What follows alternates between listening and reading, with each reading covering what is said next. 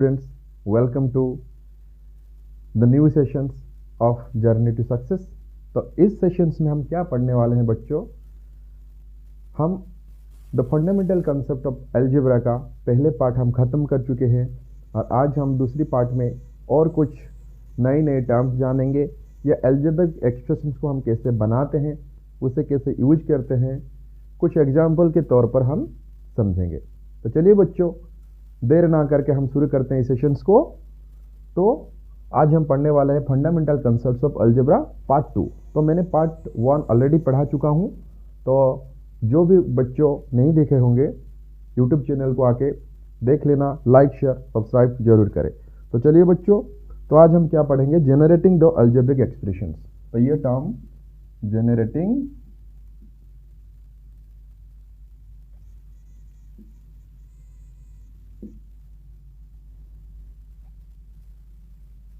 The algebraic expressions, तो उसका हम कैसे बनाएंगे? फॉर एग्जाम्पल, हम एग्जाम्पल के तौर पर उसको समझ जाएंगे। एक एग्जाम्पल ऐसे दिया हुआ है, एग्जाम्पल 1 से हम ऐसे समझेंगे। The age of a lady is 28 years more than the age of her son, whose age is X. So what is the age of this lady? तो अगर इस तरह अगर एग्जाम्पल्स हम लेंगे समझ जाएंगे। तो देखो बेटा, वो क्या कह रहा है? The age of a lady is 28 years more. तो ये जो लेडी होता है उसका एज क्या है? लेडीज का एज 28 years मोर, ज्यादा होता है किससे? उसके जो बेटा, the 20 years more than of her son, of her son. तो उसकी बेटा से वो 28 साल बड़ा है, वो जो लेडी है 28 साल बड़ा है। तो उनका बेटा का एज क्या है? एक्स है। Whose the son age is X years. Sons का कितना होता है? X year. तो find the what is the age of the lady. तो the age of the lady, इसमें क्या हो जाता है? लेडी का एज होता है 28 years, बड़ा होता है उसकी बेटा से। बेटा का होता है 8। अगर मैं ये कहूँगा तुम्हारा छोटा भाई का, तुम्हारा एज मुझे पता नहीं, तुम्हारा एज होता है, फॉर एन एग्जाम्पल तुम्हारा एज होता है, तुम बड़े हो तुम्हारी छोटे भाई और बहन से 5 साल बड़े हो। कितने बड़े हो? 5 साल बड़े हो। और तुम्हारा छोटा भाई या बहन, उसका एज है स्मॉल ब्रदर या सिस्टर, उसी का एज होता है 4 years। So what is your age? तो तुम्हारा साल कितना होगा? तो ये तुमको आसानी से आ जाएगा कि जो छोटा भाई का एज है 4 साल, मैं उससे 5 साल बड़ा, यानी 4 + 5 = 9। बस। तो ये हम एरिथमेटिक में इस तरह कर पाएंगे, लेकिन अलजेब्रा में हम क्या करेंगे? ये होता है एक वेरिएबल और एक होता है कांस्टेंट। तो हमने वेरिएबल और कांस्टेंट के ऊपर बहुत सारी चर्चा पिछले एपिसोड में किए हैं। तो ये इसका टोटल एज होगा लेडी का क्या? x + 28 years, x + 28 years होगा ये जो औरत का एज। तो उसी के हिसाब से हम समझ जाएंगे कि ऐसे हम जनरेट कर पाएंगे एक अलजेब्रिक एक्सप्रेशंस को। और भी एक एग्जांपल दिया है, इफ ए नंबर n, ये जो नंबर है इसी नंबर है n एक नंबर है, जो number is 12 times the number x। वो ही नंबर क्या है? वो नंबर n = वो क्या है? Actually 12 times of A number, 12 times of another number, the number is, suppose you let x, हमको x उसे ले लेते हैं, यानी वो नंबर क्या होगा? तो n = 12 times of x, that is equal to 12x। बस। तो इसमें n का वैल्यू 12x हो जाता है। तो इस तरह हम उसी को, मतलब जनरेटिंग द अलजेब्रिक एक्सप्रेशन, हम उससे इस तरह उसे जनरेट कर पाएंगे। और भी बहुत सारे एग्जांपल्स वहाँ पे होता है, और एक दो एग्जांपल खत्म करके हम आगे बढ़ेंगे। और एक दो एग्जांपल मैं ले लेता हूँ।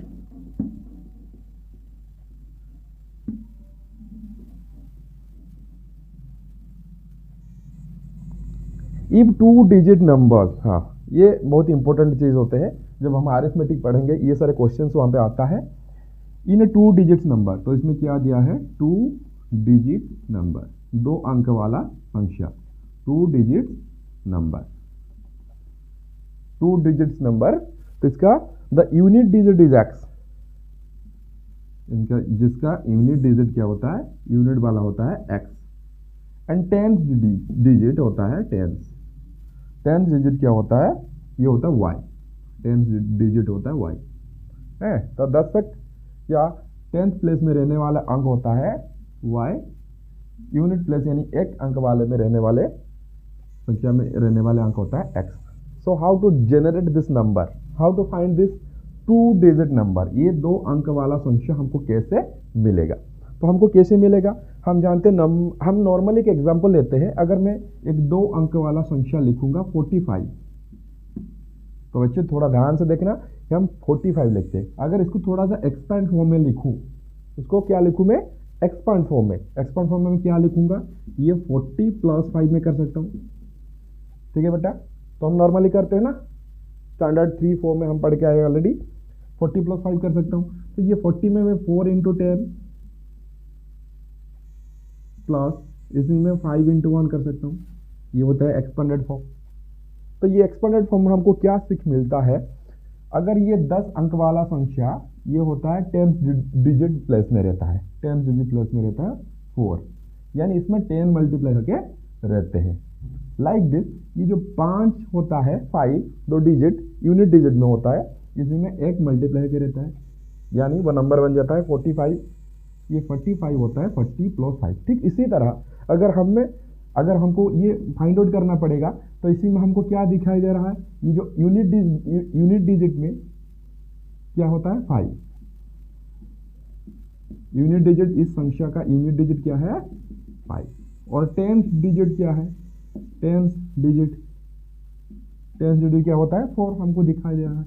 यानी ये नंबर कैसे बनता है, इस तरह 10 इंटू 4 प्लस 1 इंटू 5, या हमें इसी तरह 10 इंटू 4 प्लस 5।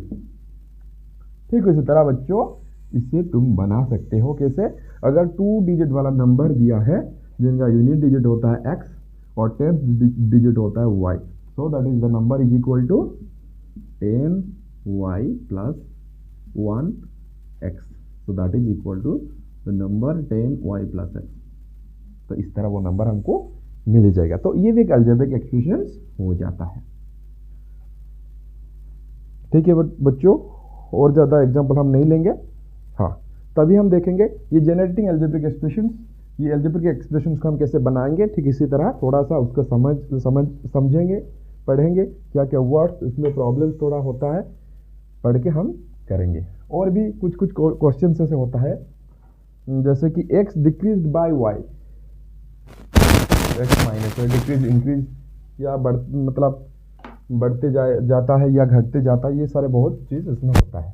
चलो अभी और एक चीज़ हम सीखेंगे, वही fundamental concepts of algebraic expressions part 2 में। तो जनरेटिंग द अलजेब्रिक एक्सप्रेशंस, हम अलजेब्रिक एक्सप्रेशंस को कैसे बनाएंगे वो हम सीख लिए। तभी हम क्या सीखने वाले हैं, तभी हम सीखेंगे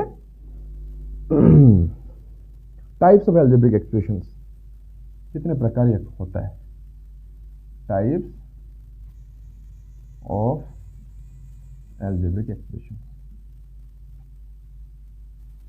टाइप्स ऑफ अलजेब्रिक एक्सप्रेशंस कितने प्रकार के होता है। अच्छा बच्चों, इसमें बहुत सारे वर्ड्स, 2-3 वर्ड्स में बोलूंगा, इस वर्ड को याद रख के हम टाइप्स ऑफ अलजेब्रिक एक्सप्रेशन को भी फॉर्मेशन कर पाएंगे। जैसे कि एक वर्ड होता है मोनो, तो उसी को हम पोलिनोमियल भी कहेंगे, पोलिनोमियल। तो पोली का मतलब होता है बहुत, मेनी मोर, पोली का मतलब होता है मेनी मोर, बस इसी वर्ड का मतलब ये समझो, तो उसी के बाद हम समझ जाएंगे। मोनो एक होता है और एक होता है बायो, या उसी के बाद हम कभी कभी साइंटिफिक टर्म में डायो बोलते हैं, डायो डाई बोलते हैं, डाई बायो व्हाटएवर। तो मोनो, बायो, और एक होता है ट्रायो,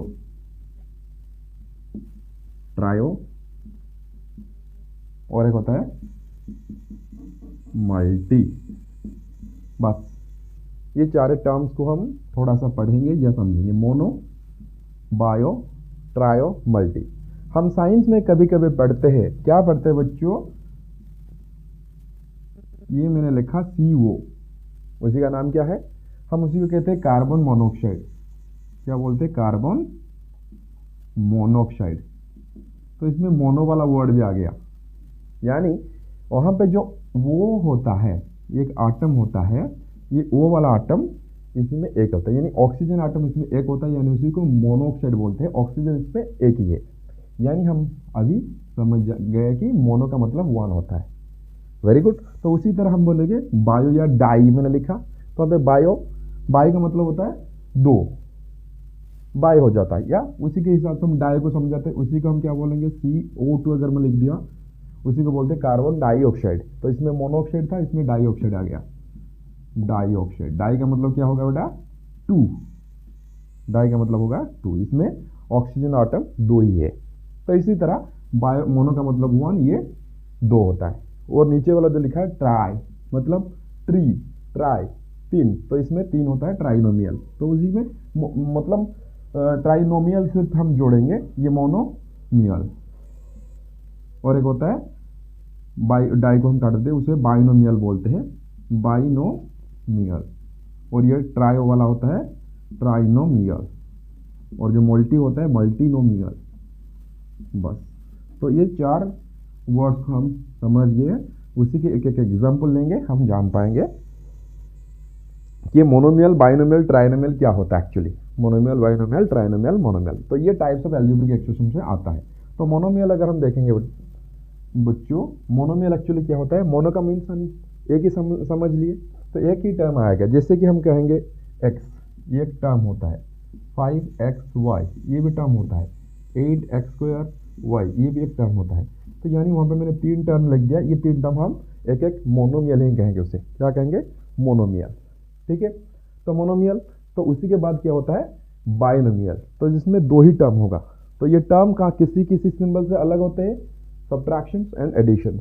तो इसी तरह बाइनोमियल को हम क्या कहेंगे, हाँ, बाइनोमियल क्या होगा, 2x + 5 या 3x² - y या y² + x, कुछ भी ऐसे ऐसे दो दो टर्म जुड़ के रहेंगे, ये प्लस और माइनस सिंबल से एक दूसरे से अलग होंगे, तो उसी को हम बाइनोमियल कहेंगे। So this is one type of, this is another type of algebraic expression. तो ये बाइनोमियल बनता है इसी तरह।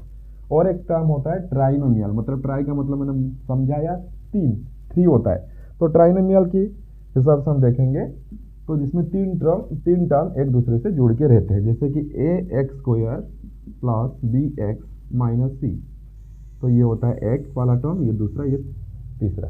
तो इसमें तीन टर्म रहता है, जिसे को हम ट्राइनोमियल बोलते हैं। और एक होता है मल्टीनोमियल। मल्टीनोमियल का मतलब मोर देन 3, 4, 5, 6 कोई भी रह सकता है, उसी को हम मल्टीनोमियल बोलेंगे। यानी ax³ + bx² + cx + d। बस इस तरह अगर कोई पॉलिनोमियल हमको दिखाई देगा, उसी को हम मल्टीनोमियल कहेंगे, या उसी सारे चीज़ को हम पॉलिनोमियल ही कहेंगे। ये सारे चीज़ को हम क्या कहेंगे, पॉलिनोमियल, पॉलिनोमियल। तो ये पॉलिनोमियल की चार तरह, या इस तरह से हमें टाइप्स ऑफ एल्जेब्रिक एक्सप्रेशन भी हमको पता चल जाता है। तो इसमें 4 प्रकार या 4 टाइप्स ऑफ एल्जेब्रिक एक्सप्रेशन हमने समझ लिए। तो कोई दिक्कत नहीं होगा शायद बच्चों। ये होता है monomial, binomial, trinomial and multinomial. ठीक है, और कोई कोई कंडीशंस हमको थोड़ा एक दो नोट्स भी हम लिख पाएंगे, क्या दिया है, कांस्टेंट पॉलिनोमियल होता है। हाँ, तो ये कंडीशन क्या होता है, हैज ओनली वन टर्म, जिसी का एक ही टर्म रहता है, उसी को हम मोनोमियल कहेंगे। और इसी का जो बाइनोमियल होता है, जिसी का हैज 2 अनलाइक टर्म्स। हाँ, ये अनलाइक और लाइक टर्म्स जो होता है, उसी के ऊपर हम थोड़ा चर्चा करेंगे, लाइक टर्म्स और अनलाइक टर्म्स। और ये होता है 2 अनलाइक टर्म्स, ये ट्राइनोमियल 3 अनलाइक टर्म्स, ये multinomial more than 3 unlike terms इसमें रहेगा, उसी को हम कहेंगे पॉलिनोमियल या टाइप्स ऑफ एल्जेब्रिक एक्सप्रेशंस। तो और एक दिया है कौन, क्या, कांस्टेंट पॉलिनोमियल।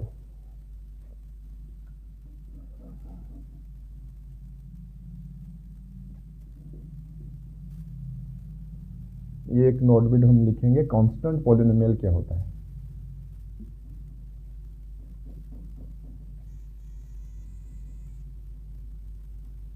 कांस्टेंट और वेरिएबल हमने पढ़ के आए हैं, तो ये होता है कांस्टेंट पॉलिनोमियल।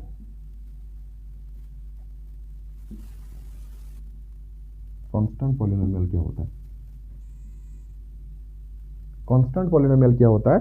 वो कह रहा है कि every constant number such as 5, 3, -2, -5, each and every one etcetera is known as constant polynomial. यानी constant polynomial every constant number, बस सिर्फ उतना याद रखना पड़ेगा हमको, every constant number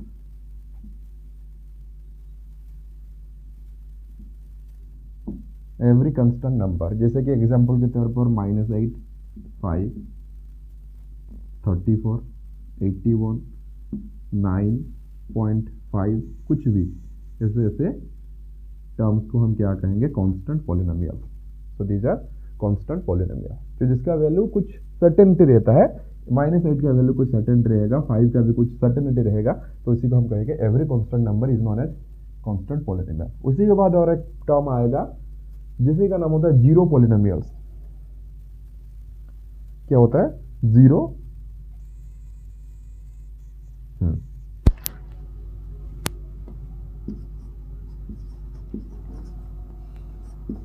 zero polynomial.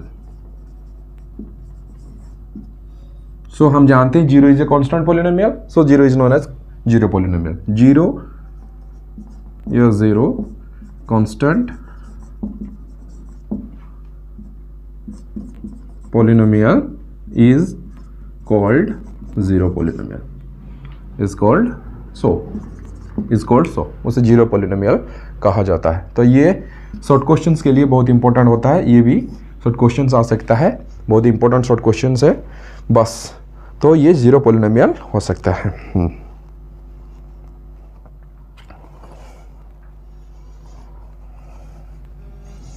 बस, तो उसी के बाद बच्चों हम थोड़ा सा ओवरऑल डिस्कशन कर लेते हैं। उसी के बाद लाइक टर्म्स, अनलाइक टर्म्स या डिग्री ऑफ पॉलिनोमियल को हम जाएंगे। देखो बेटा, पॉलिनोमियल हम कैसे बनाते हैं। So to explain in the more details, in an algebraic expressions is said to be polynomial. In an algebraic expressions is said to be polynomials। उसे पॉलिनोमियल कहेंगे। कब कहेंगे, कैसे कहेंगे, बस उसी के ऊपर थोड़ा देखना पड़ेगा। Exponent of every terms in it is a whole number. Sir क्या कह रहा है कि पॉइंट 1 में exponent of every terms, exponent of every terms every term in it is a whole number।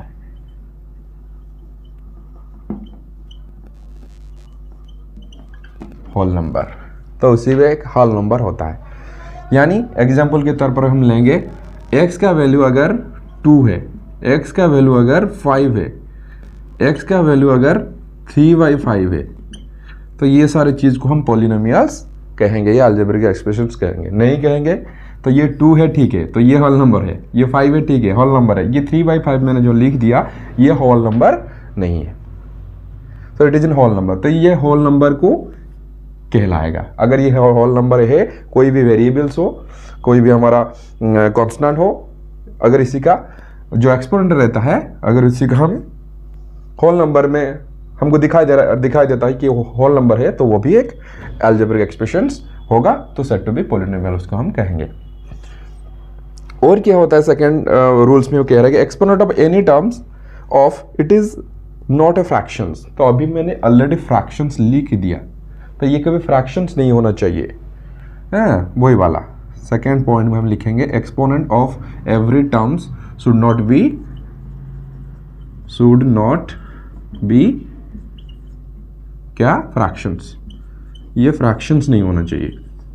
Should not be fractions, ये कभी fractions नहीं होना चाहिए। अब मैंने already x to the power 3/5 उसे फ्रैक्शंस में लिख दिया, ये वाला चीज नहीं हो सकता है पॉलिनोमियल्स। और थर्ड पॉइंट में वो कह रहा है कि exponent of any terms of it is not a variable.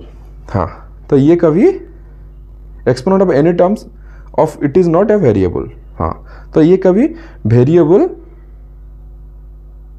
नहीं होगा, जैसे कि हम एग्जांपल के तौर पर देखेंगे। हाँ, तो हमको ये क्या दिखाई दे रहा है, अगर मैं x + 1/x कहूंगा, ये क्या है, पॉलिनोमियल है।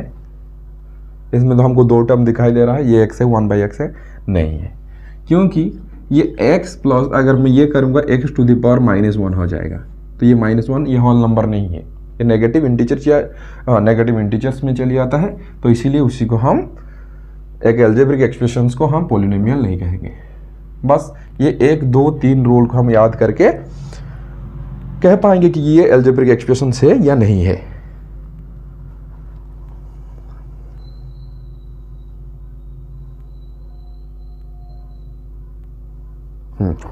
तो हमने जो थर्ड रूल्स में पढ़ा है क्या, कि ये उसी का वेरिएबल्स नहीं होगा, उसका एक्सपोनेंट वेरिएबल नहीं होगा, यानी 5 टू द पावर x या 2 टू द पावर y, ये सारे चीज पॉलिनोमियल नहीं होगा, क्योंकि हमको जो एक्सपोनेंट चाहिए वो कांस्टेंट वैल्यू होना चाहिए, वो एक होल नंबर होना चाहिए, फ्रैक्शंस नहीं होना चाहिए, ये नेगेटिव इंटीजर्स नहीं होना चाहिए, ये कोई भी वेरिएबल्स नहीं होना चाहिए, कांस्टेंट होना चाहिए। बस उसी के बाद हम फैक्टर और कोएफिशिएंट्स को थोड़ा समझेंगे।